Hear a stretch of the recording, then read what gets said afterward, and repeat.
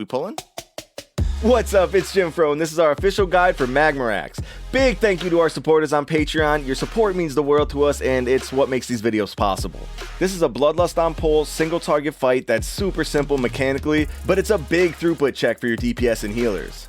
On pole, keep the boss in the middle of the room.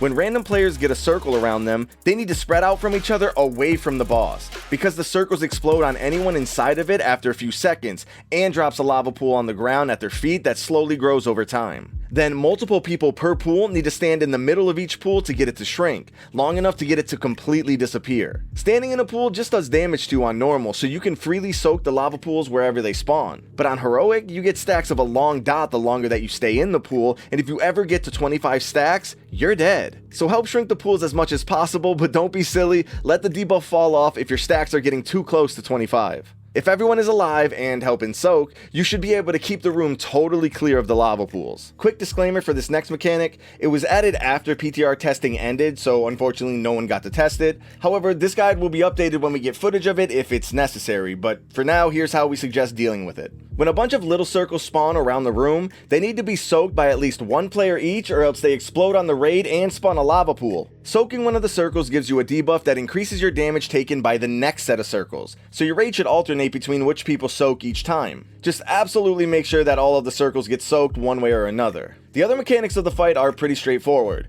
There's a permanent dot on the raid that ramps up over time, so the healing requirement gets tougher the longer the fight goes on.